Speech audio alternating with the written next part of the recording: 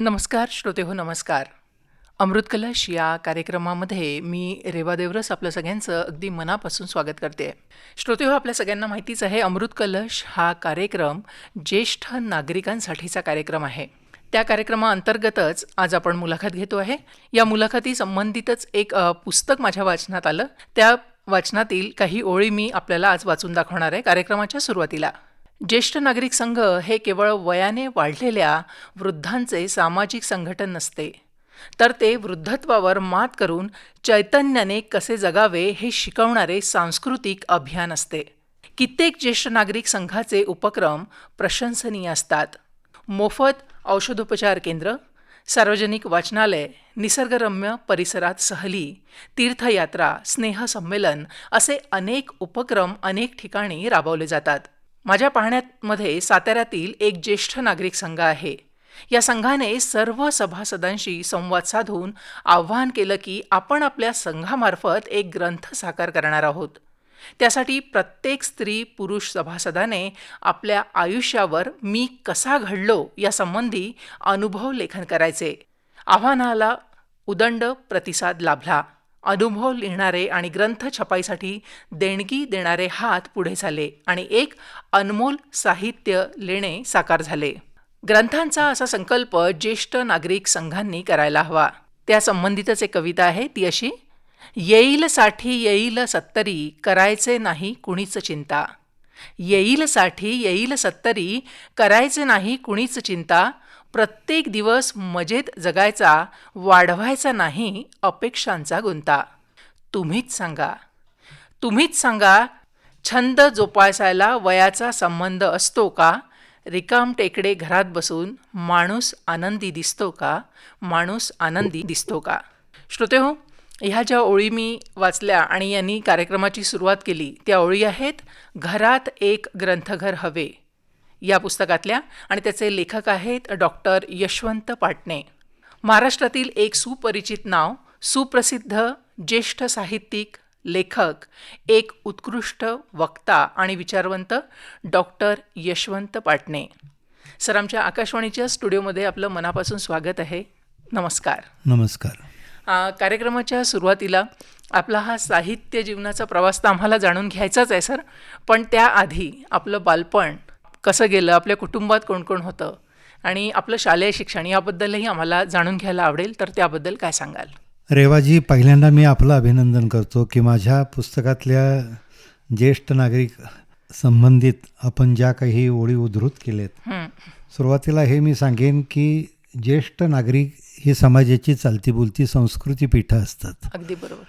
आणि मी नेहमी असं सांगतो की लहान मुलं असतात तेव्हा घरातल्या भिंती बोलक्या असतात, पण ज्या घरामध्ये ज्येष्ठ नागरिक सन्मानानं जगत असतात त्या घराच्या भिंती भक्कम असतात. क्या बात आहे. आपण येणारा एखादा दसरा आपट्याच्या पानानं साजरा करतो, पाडवा आंब्याच्या पानानं साजरा करतो, पण ज्येष्ठांच्या तळहाताच्या पानानं उभं आयुष्य आपलं साकार आणि संपन्न होत असतं.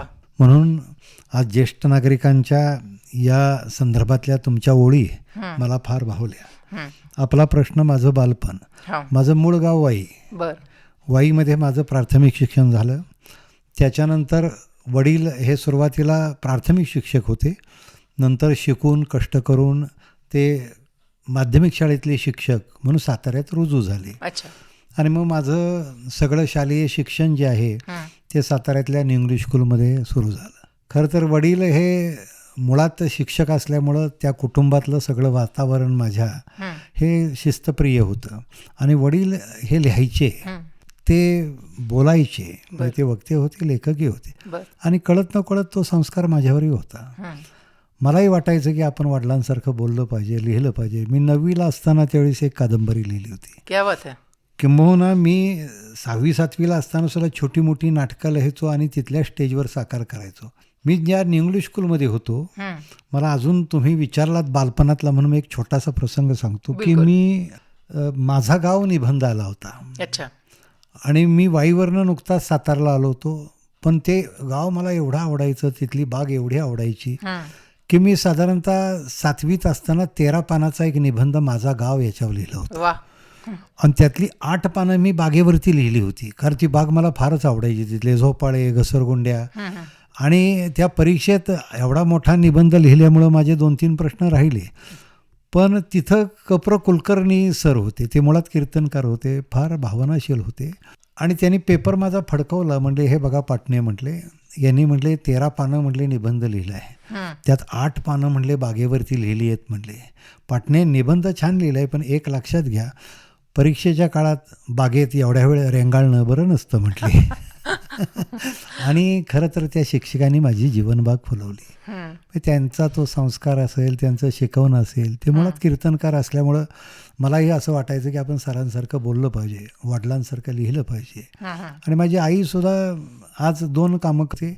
एक देवघरात फुलांच्या माळा गोळा करते आज छान, आणि दुसरी गोष्ट तिला वाचनाचा वेळ आहे, आणि तो संस्कार माझ्यावरती पहिल्यापासून आहे. अच्छा, म्हणजे घरातनंच हे संस्कार आलेले आहेत. घरातूनच माझ्यावर संस्कार आलेत. सर, जसं आता आपण बालपणीचा खूप छान किस्सा सांगितलात आणि आता वळूया आपल्या साहित्य प्रवासाकडे. तर याची नेमकी सुरुवात कशी आणि कुठे झाली, आणि आपण ह्या साहित्य क्षेत्रात आल्या तर याची प्रेरणा कोण आहे सर, याबद्दल काय सांगता येईल? प्रेरणा बघायला गेलं तर माझे वडील हीच माझी प्रेरणा आहे. आणि त्यानंतर शाळेतले जे शिक्षक होते, मी आत्ता जे बोललो, की त्यांनी माझ्या शब्दांचं जे कौतुक केलं, त्याने माझा हुरूप वाढला आणि मी लिहित होतो, मी बोलत होतो. पण एक प्रसंग मला आठवतोय, मी एका ज्येष्ठ नागरिक संघामध्ये औरंगाबादला एक भाषण केलं. बरं. आणि ते लोकांना इतकं भावलं की मला सांगितलं की तुम्ही त्याच्यावरती एक पुस्तक लिहिलं पाहिजे सर, छोटे खाणी का होईना, असं ज्येष्ठांच्यावर लिहिलं पाहिजे किंवा मूल्यांवर लिहिलं पाहिजे. आणि मग मी ते एक सुंदर जगण्यासाठी पुस्तक त्यावेळी जन्माला घातलं, त्याचं मिरजेला प्रकाशन झालं. आणि त्यानंतर माझी व्याख्यानाने हे पुस्तक ऐकून कंपनीचे एक मालक, त्यांच्या कानावरती गेलं की हा एक प्राध्यापक बोलतो छान, म्हणून त्याने मला पकडलं, एकदा कोल्हापूरला नेलं आणि माझं एक कॅसेट तयार केलं, ही चैतन्याची शब्द फुले म्हणून. आणि ते कॅसेट त्यावेळीचे जे उपमुख्यमंत्री होते, तर ते मी तासगावला असल्यामुळे माझे त्यांचे तसे जिव्हाळ्याचे संबंध होते, पण त्यांनी ती कॅसेट ऐकली आणि रात्री 11 वाजता मला फोन केला आणि मला म्हणले, सर तुम्हाला मी एक रिक्वेस्ट करू का? अरे मी म्हटलं, सर म्हटलं, साहेब म्हटलं, तुम्ही मला ऑर्डर करा, कारण का एक तर गृहमंत्री. नाही म्हटले, एक आहे सर, तुमचं मी व्याख्यान ऐकलं म्हटलं आत्ता त्या कॅसेटवरचं, सर शब्द वाऱ्यावरती उडून गेले. म्हटलं, आबा असे शब्द कसे काय वाऱ्यावरती उडतात? म्हटलं, सर म्हटले, मी एक सांगू तुम्हाला, हे जे तुम्ही बोललात ना म्हटले, ते सगळं लिहून काढा. म्हणजे एक ज्येष्ठ नागरिकांचा पहिला सुंदर जगण्यासाठीचा प्रयोग आणि नंतर ही कॅसेट. मग मी म्हटलं की पैसे लागतात त्याला मोठं पुस्तक करायचं, तर म्हटलं मी RC फंडातनं देईन म्हटले. म्हटलं, हा RC फंड काय असतो? तर म्हणजे तो रेसकोर्स फंड असतो, म्हणजे म्हटलं जे जुगार असतो तो. म्हणले, असू द्या हो, म्हणजे पैसा आपण पुण्याकडे वळवतो ना तो. मग गंमत अशी झाली, मला एक वाक्य ते बोलले आणि मी आज तुम्हाला सांगतो प्रेरणा काय. तुम्ही मला प्रश्न विचारलात, चैतन्याचं चांदणं हे सदर चालू होतं. मी मुलांना छोट्या छोट्या महापुरुषांच्या गोष्टी सांगायचो त्यातनं आणि त्यांची चरित्र मांडायचो. आणि मी त्यांना सांगितलं की मी असं असं लिहितो. मी ते पुस्तक नंतर चैतन्याचं चांदणं जन्माला घातलं, दुसरं पुस्तक. त्याच्या प्रकाशनाला प्राचार्य शिवाजीराव भोसले आबा आले, पण आबा एक वाक्य त्यात छान बोलले. म्हणले, सर हे सगळे जे महापुरुष आहेत किंवा माणूस आहे, माणसाला मृत्यू असतो आणि ग्रंथांना आयुष्य असतं. तिथून मग तो हा प्रवास सगळा सुरू झाला. तो अगदी 23-24 पुस्तकांच्या पर्यंत सुरूच राहिला सगळा. सर, जसं आपण आता आपल्या लेखन प्रवासाबद्दल बोलतो आहे, तर आपल्या आयुष्यातील कोणत्या घटनांनी किंवा एक असे काही व्यक्ती असतात की त्यांनी खूप प्रभाव टाकलेला असतो आपल्या आयुष्यात, तर ते सर त्या जर मुख्य व्यक्तींचा जर उल्लेख करायचा असेल की मी यांच्यामुळे या लेखनाकडे वळलो, तर त्यांच्याबद्दल काही सांगता येईल का? खरं तर मी ज्या काळामध्ये खांडेकरांचं वाचत होतो, शिवाजी सावंतांचं मृत्युंजय वाचत होतो, कारण बालवयामध्ये आम्हाला सगळ्यात वडिलांनी लळा कसला लावला असेल तर तो पुस्तकांचा लावला. आम्ही पुस्तकामध्ये रमून जायचो. म्हणजे आमच्या घरामध्ये मी नेहमी सांगतो की तुमच्याकडे TV असेल, फ्रीज असेल, तुमच्या घराला घर पण येतं, पण चांगलं पुस्तक घराला शहाणपण देतं. पुस्तकांचा लळा माझ्या वडिलांनी, आणि त्यानंतर ज्या शाळेत मी होतो तिथले शिक्षक जे काही उपक्रम राबवायचे, माझ्या स्वतःच्या शाळेमध्ये एक छान ग्रंथालय होतं आणि तिथं एक त्रिकोणी अशी उंच अशी एक प्रतिकृती होती छान, की तिन्ही बाजून अशी पुस्तकं, तिथले लेख, मुलांची चित्र आणि आम्हा सगळ्या मुलांना त्याचं एक वेगळं आकर्षण वाटायचं. अच्छा. म्हणून माझी शाळा आणि माझं घर हे खऱ्या दृष्टिकोनातून माझ्यावर संस्कार. आणि त्यानंतर महाविद्यालयीन जीवनामध्ये सुद्धा काही शिक्षक आलेच. मी मुळातच म्हणजे बापूजी साळुंखे असतील, हनुमंतराव पाटील असतील, KP कुलकर्णी असतील, डॉक्टर शिवाजीराव चव्हाण असतील, या मंडळींनी मला खरं तर अधिक प्रेरित केलं. सर, आजपर्यंत आपण बरेच ग्रंथलेखनाने बऱ्याचशा कादंबऱ्या पण लिहिल्या आहे. त्यामध्ये शेकोटी झालं, ग्रंथ आमुचे साथी, स्वरगंगेचे काठी, 6वे सुख, जगाच्या कल्याणासाठी, स्वयंशिल्पी, सुंदर जगण्यासाठी आणि असे बरेचसे आहेत. पण मला इथे जेव्हा वाचताना लक्षात आलं, 6वे सुख आणि सुंदर जगण्यासाठी हे जे आपण असं समर्पक हे जे शीर्षक, मला तर पहिले हे विचारायचं आहे की हे शीर्षक आपल्याला सुचलं कसं आणि ह्या पुस्तकांबद्दल, याचा विषय काय, त्याचा गाभा काय, याबद्दल थोडक्यात काय सांगाल? तुम्ही पुस्तकांची नावं वाचलीत आणि नावातलं नाविन्य तुम्ही मला विचारता. मी खरं सांगेन, मी 6वं सुख पुस्तक जे लिहिलं, एक शांता शेळकेंचा 6वं सुख नावाचा एक लेख होता. बरं. आणि त्यांनी 6वं सुख काय, तर मुळात सांगतो मी ह्या पुस्तकाचं नाव का दिलं, की एक म्हण आहे अशी म्हणे चीनमध्ये, आणि तो सांगतो की शुभेच्छा देताना तुम्हाला 6वं सुख मिळू द्या, 7वं सुख मिळू द्या, अच्छा. 8वं सुख मिळू म्हणजे द्या. ते सुखाचंही त्यांनी नंबरिंग केलेलं आहे. नंबरिंग. आता तुम्ही मला प्रश्न विचाराल की पाटणे, ठीक आहे 6वं, पण 5 सुख कुठली आहेत? माझ्या मनात हा प्रश्न आलाच होता. तर 5 सुख असं असतं की पहिलं सुख त्यांनी असं सांगितलंय की माणसाचं आरोग्य सगळ्यात महत्वाचं, ज्याच्यावरती आयुष्याची इमारत उभी असते, ते आरोग्य संपन्न असलं पाहिजे. मी सुंदर जगण्यासाठी मध्ये आरोग्यावरती मी लिहिलंय. मी कदाचित आपला प्रश्न आला तर ते सांगेन तिथं. पण पहिलं जे असते ते आरोग्य. दुसरी गोष्ट, आपल्याला संसार सजवायचं संपत्ती लागते, पैसे लागतात. पण पहिलं सुख आहे चांगलं आरोग्य, दुसरं सुख आहे संपत्ती असावी, तिसरं सुख असतं आपल्याला सन्मान आहे. आपल्याला एक आत्मसन्मान असतो ना, तो प्रत्येक व्यक्तीला आवश्यक असतो. म्हणून तो आत्मसन्मान हा जो असतो तो तिसरं सुख असतं. चौथं सुख कुठलं असतं, तर आपल्याला साथीदार चांगला मिळावा. म्हणजे पती असेल तर पत्नी मिळावी, पत्नी असेल तर पती. कारण जीवनातल्या आपल्या लढाया एकमेकाला लढायच्या असतात. दोघं जर एकमेकाला समंजस असेल तर आपण सहज जिंकू शकतो आयुष्यातल्या अर्ध्या लढाया. पण आपलं नाही टोनिंग जमलं तर आपण एकमेकाशीच लढण्यात अर्ध आयुष्य घालवतो. हो, म्हणून मग 5वं कुठलं, तर मग चांगली मुलं. आता तुम्ही म्हणाल की बाद झालं की सर, म्हणजे आरोग्य, संपत्ती, सन्मान, चांगला साथीदार, चांगली मुलं, याच्यापेक्षा आणखीन काय? पण तो चीनमधला माणूस असं सांगतो, 6वं सुख कोणतं, तर तू तुझ्या प्रयत्नाच्या पाऊलवाटेनं चालत राहा. एक दिवस, एक क्षण तुझ्या आयुष्यात असा येईल की तुझ्या साऱ्या जीवनाला चैतन्याचा गंध देईल, आणि असा क्षण येऊ दे तुझ्या आयुष्यात आणि तुला ते 6वं सुख आहे.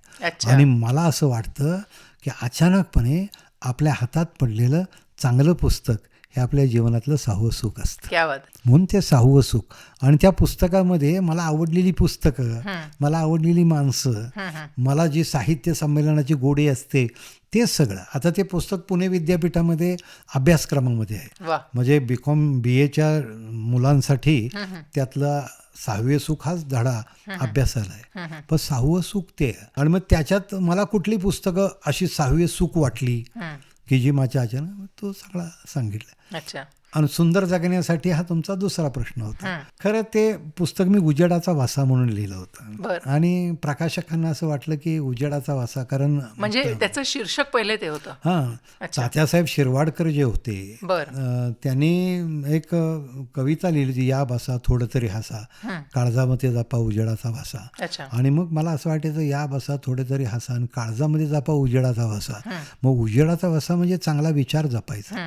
कारण तात्यासाहेबांच्या कवितेतनं कित्येक वेळा चांगली प्रेरणा मिळते. म्हणजे मी नेहमी सांगतो, माझ्या ग्रंथात लोक असं म्हणतात की तुमच्याकडे खांडेकरांची कोटेशन आणि शिरवाडकरांची कोटेशन तुमच्याकडे जास्त असतात. खरं तर मी असं मानतो की, म्हणजे तात्यासाहेब असं म्हटले, मी चैतन्याचं चांदणं जे लिहिलं तर ही प्रकाशाचं देऊळ आहे, असं प्राचार्य भोसलेंनी मला व्याख्यानात सांगितलं होतं. आणि तात्यासाहेबांनी त्या संदर्भात एक इतका सुंदर विचार दिला होता की महापुरुषांचं आयुष्य किंवा चांगलं पुस्तक हे प्रकाशाचं देऊळ असतं. ह्या देवळात कसं जायचं, 2 ओळी छान तिने सांगितलं. आकाशाचं मन कळत नाही वाराहून मुक्त झाल्याशिवाय. म्हणजे तुम्हाला आकाशाचं मन कळायचं असेल तर वाऱ्यासारखं मुक्त व्हावं लागतं.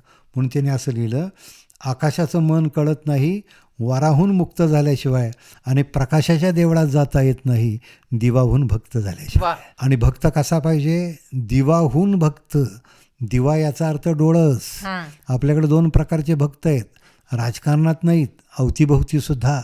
एक डोळस असतो आणि एक अंधा असतो. मग दिव्यासारखं भक्त व्हा. आणि ग्रंथ तुम्हाला दिव्यासारखं भक्त करतात. वा. म्हणून मी सुंदर जगण्यासाठी मध्ये ते उजेडाचा वासा दिलं.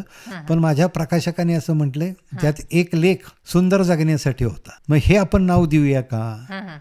मग सुंदर जगण्यासाठी म्हणजे काय लागतं? सुंदर जगण्यासाठी मी मगाशी म्हटलं तसं तुम्हाला आरोग्य हा पहिला टप्पा असतो. बरोबर. आरोग्याला शब्द कुठला आहे आपल्याकडं? इंग्रजीमध्ये हेल्थ आहे. आता हेल्थचं स्पेलिंग काय? HEALTH. बरोबर. आता पहा, सुंदर जगण्यासाठी आपल्याला कित्येक वेळा असं वाटतं की माझ्याकडे संपत्ती पुष्कळ असली की मी सुखी आहे किंवा माझं जगणं सुंदर आहे. चूक. संपत्तीचा प्रभाव म्हणजे सुंदर जगणं नाही. एखाद्याला वाटतं मी आजारी आहे, नाही म्हणजे माझं जगणं सुंदर आहे, नाही. आजाराचा अभाव म्हणजे सुद्धा सुंदर जगणं नाही. म्हणजे सुंदर जगणं म्हणजे काय? सुंदर जगणं म्हणजे तुमची मनस्थिती उत्तम असणं, तुमचं संतुलन मनाचं उत्तम असणं, तुमची वैचारिक पात्रता उत्तम असणं, तुमची वैचारिक बैठक छान असणं. आणि मग याच्यावरती सगळी आरोग्य, जसं व्यक्तीला आरोग्य आहे तसं समाजाला आरोग्य आहे. म्हणजे इथे असं म्हणता येईल की मानसिक स्वास्थ्य करेक्ट. महत्वाचं आहे. करेक्ट. अगदी बरोबर. अमृत कलश या कार्यक्रमामध्ये ज्येष्ठ साहित्यिक आणि विचारवंत डॉक्टर यशवंत पाटणे यांची रेवा देवरस यांनी घेतलेली मुलाखत आपण ऐकली. आज या मुलाखतीचा पहिला भाग आम्ही प्रसारित केला. या कार्यक्रमाचे सादरकर्ते होते श्रीनिवास जरंडीकर.